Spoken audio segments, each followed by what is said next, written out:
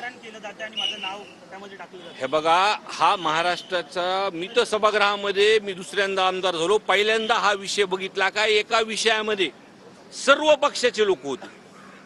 म्हणजे भाजपचे सुद्धा आमदार अभिमन्यू पवार, सुरेश अण्णा धस, प्रकाशदादा सोळुंके, विजय पंडित, हे सर्व, नमिराताई मुंदडा, हे सर्व अशा खूप आमदार, हे सर्व पक्षाचे, आणि पहिल्यांदा सभागृहामध्ये एक माणुसकीच्या नात्याने संतोष अण्णा देशमुख यांना न्याय भेटण्यासाठी सर्व एकत्र आले होते। हा विषय कधी बघ, ह्याच्यामध्ये काही राजकारण नाही।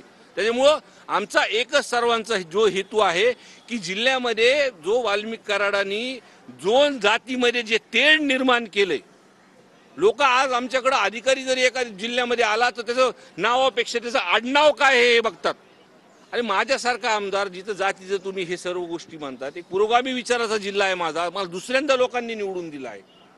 मग काही लोक हे जे काही गोष्टी करतात ते आता अटक झाल्यानंतर सगळ्या गोष्टी आपल्या तपासामध्ये प्रामाणिकपणे तपास केला तर सगळ्या गोष्टी आपल्या समोर होतील। आणि 6, 9 आणि 11 हे 3 दिवस जे हे गुन्ह्याचे क्रम आहेत, किंवा त्या 8 दिवसामध्ये CDR जर तपासले, माझ्या माहिती अनुसार पोलिसांकडे जो आधी तपास होता आणि त्या तपासामध्ये सर्वच त्यांनी कुणाचं लोकेशन कधी आहे, प्रशासनाला ही केस थांबवण्यासाठी किंवा चौकशी थांबवण्यासाठी, केस दाखल न होण्यासाठी कधी किती वाजता फोन आलेत हे सुद्धा प्रशासनाकडे आहे।